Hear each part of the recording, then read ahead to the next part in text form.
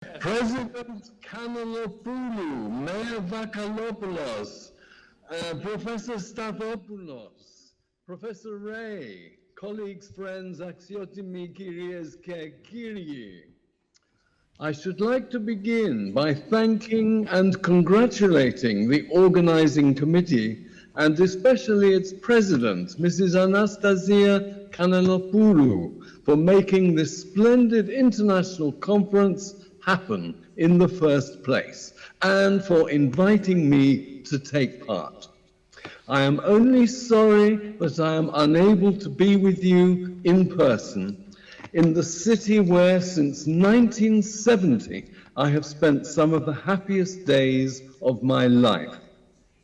It is a special honor and privilege for me to be joining such a distinguished cast of speakers, and I know that I speak for us all when I begin by thanking for their support the Hellenic Ministry of Culture and its cooperating institutions in both Greece and Italy, and the other members of the conference's scientific committee. I should also like to dedicate this suitably laconic talk of mine today to the memory of two fellow Spartalogs, Nikos Begalias and Jean Ducas. My title may perhaps have caused some surprise, even alarm among you, for which I apologize. Isn't it absolutely obvious, you will be saying, that we should, and we do care, and care very much, about ancient Sparta and the ancient Spartans? So what is it exactly that I am getting at? In one word, reception. Though that one word is deceptive, because the issues it involves are many and complex. Let me start by taking us back to 20 years ago, when I was awarded the honorary citizenship of the Demos of Sparta. This is an honor for which I am eternally grateful. I began my acceptance speech, a little controversially perhaps, by saying that despite all the many glories of ancient Sparta and the Spartans, there was also a darker side to those glories. And by that I was referring, of course, to the Helots. There was nothing unique or even special about the fact that the ancient Spartans held people in slavery. That was a universal fact of ancient Hellenic life. And it's possible to argue, as I have myself argued, that the Helots were the very basis, especially the economic basis, of ancient Sparta's many great achievements and glories. So we owe the Helots.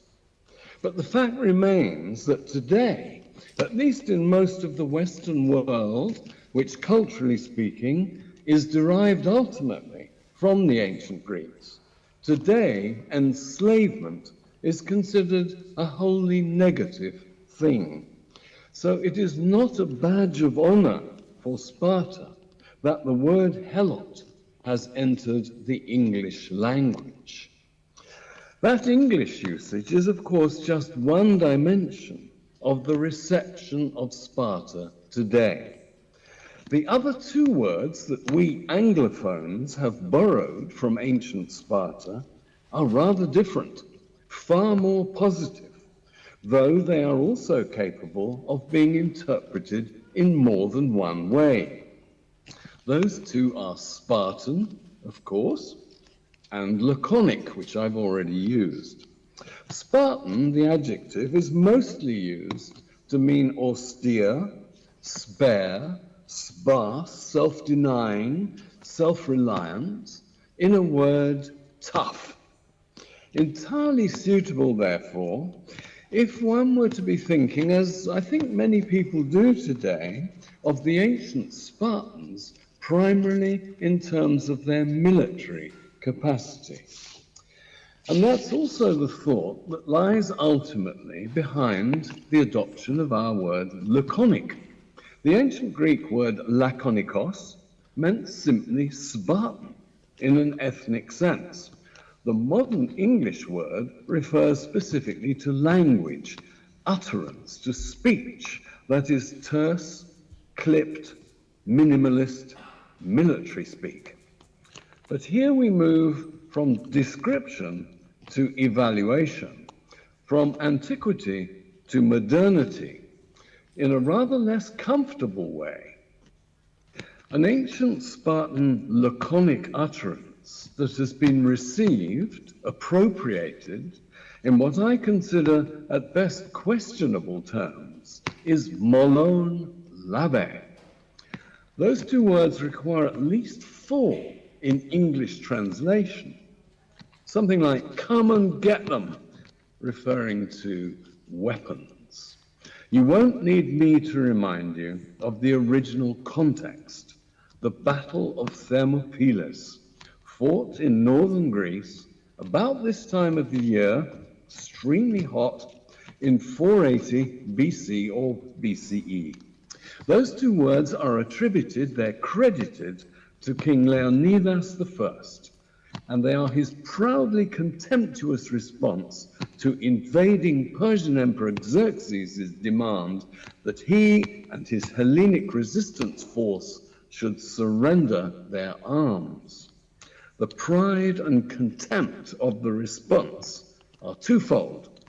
First, Greeks, Hellenes, and above all Spartans must never surrender, and especially not to non-Greeks. Second, the use of the second person singular, lave, not lavete. So far from kowtowing to a foreign imperial potentate, doing the obeisance that the great king of Persia expected from all his subjects, whether actual or prospective, the Spartan king here was giving an order in the familiar second person singular to the great king. The world turned upside down.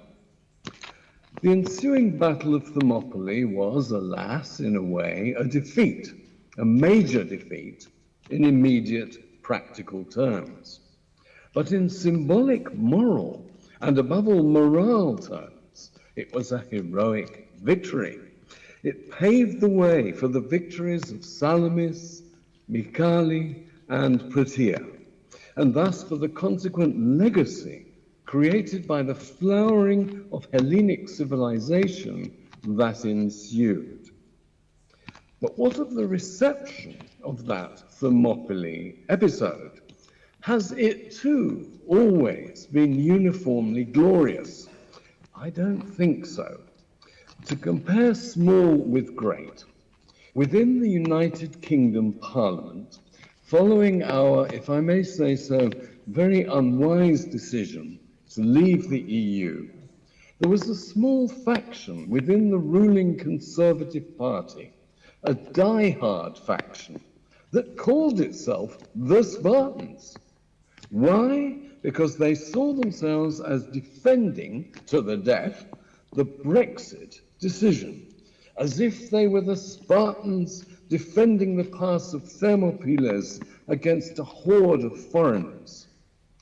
This appropriation, this reception, was at best ethnocentric and nativist. It was possibly even borderline racist. But what then of the Golden Dawn, the Crécy Avrier, the ultra-nationalist, neo-fascist organization, which used to hold its Nuremberg-style rallies at Thermopylae? Or what of the self-styled Spartans led by Mr. Ilias Kasidaris within the present Greek parliament? Now, of course, such far-right appropriations, or rather misappropriations, are by no means confined within Europe to the UK and to Greece. In January only this year, a lengthy and chilling expose was published online which detailed far-right appeals to ancient Sparta in France. There are, I believe, receptions, misappropriations, and appropriations. Not all appropriations are equally poor. We should all, though, care, I think, when they are not good. In my opinion, all the European ones were overshadowed by what happened on January the 6th, 2021 in Washington, D.C. President then Trump, refusing to accept that he had lost the 2020 US presidential election, whipped up his supporters in a fashion horribly reminiscent of rabble-rousing speeches made in Italy and Germany in the 1920s and 1930s.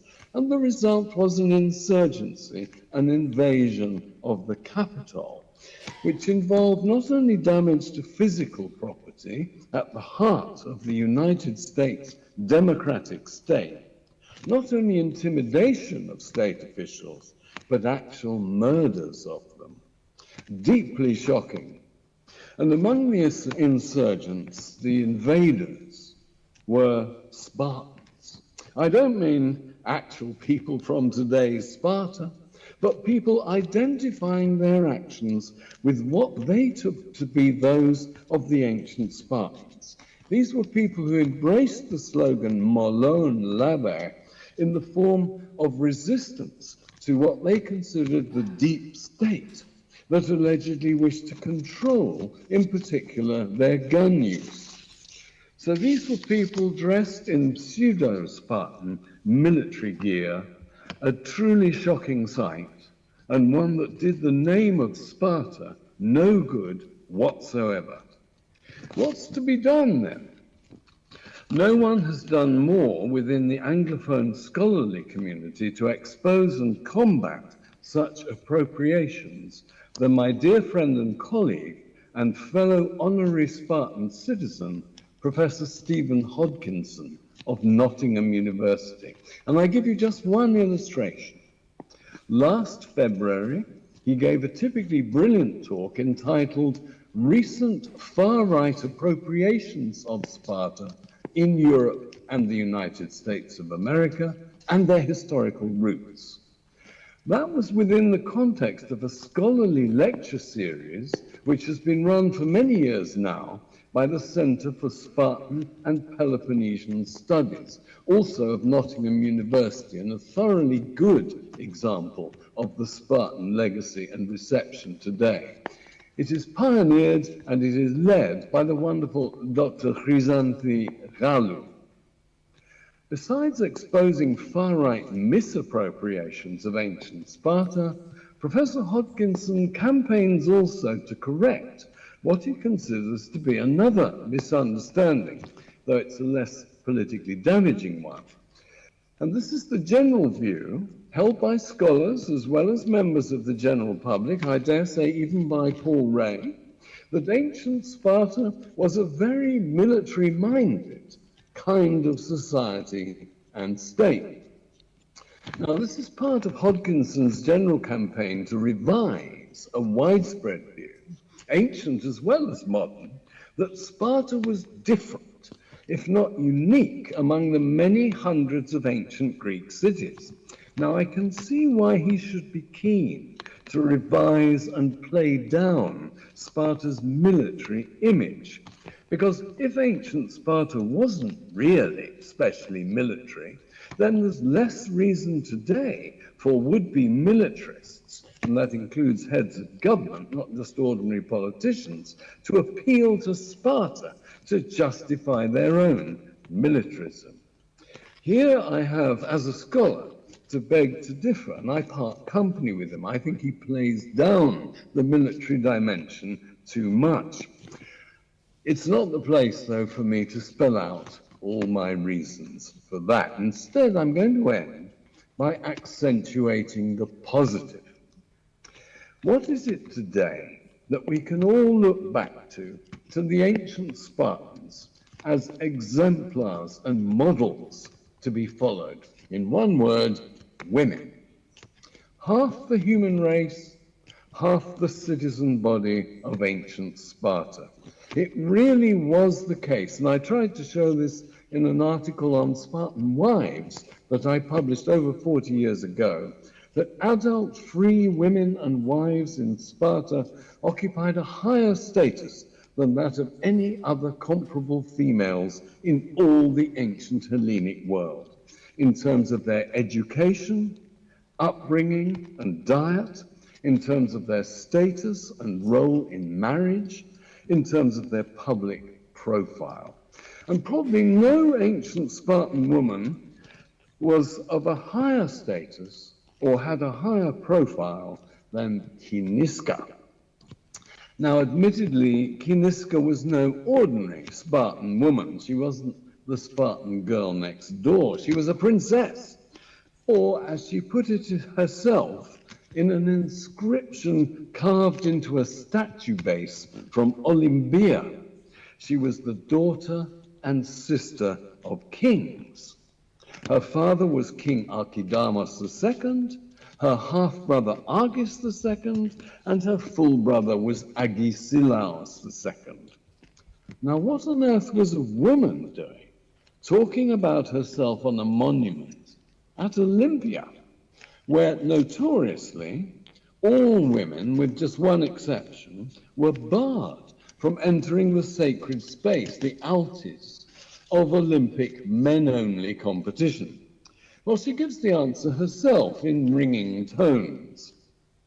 I say that I am the only woman in all Hellas to have won this crown. This crown was an olive wreath, the victor's olive wreath. And yes, it was won at an Olympiad, that of 396 BCE. Because though women couldn't compete in person, they could compete by proxy in the equestrian events as owners of the horses and chariot teams that they entered. And in the case of Kiniska, these were horses that she not only owned, but also bred and trained as well. What's more, Kiniska won again at the following Olympiad in 392, a quite remarkable feat, one well worth making a song and dance about. And yet, what did her brother, Agesilaus II, make of it? Was he pleased and proud of what his sister had achieved, or was he disconcerted and rattled? Well, there's a passage in a work of the contemporary Athenian writer, Xenophon, which strongly suggests that his reaction was the latter, the negative reaction.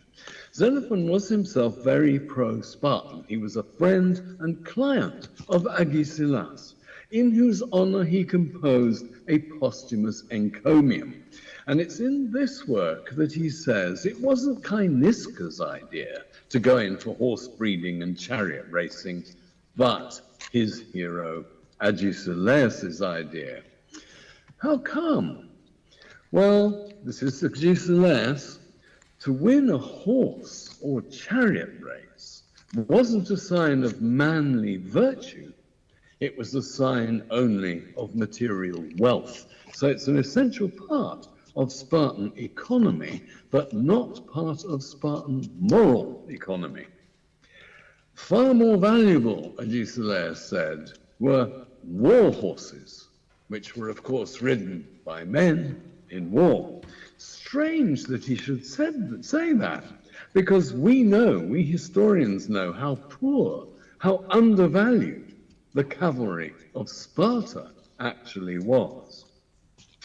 Agesilaus, in other words, was guilty of good, or rather bad, old-fashioned sexism, which conversely is why today's feminists have seized on Kiniska as a feminist icon, sometimes in the unlikeliest of places. Ladies and gentlemen, in conclusion, I draw to your attention Kiniska Advocacy Cycling, a campaign group dedicated to the equality of women in sport. Very appropriate for the context in which this wonderful conference is taking place. I quote from their publicity: "We women are tired of men's standards being the normal. We're bored of policies made with only men in mind. We're exhausted of being sexualized, sick of being paid less, worn out, fearing for our lives, done with being disrespected, finished with being the nice to have, and so on. They conclude, we are women in sport, for women in sport. We are Kainiska. So, if you need a reason to care about ancient Sparta, that one alone should be sufficient, at any rate, to start with. If you have been, thank you for listening.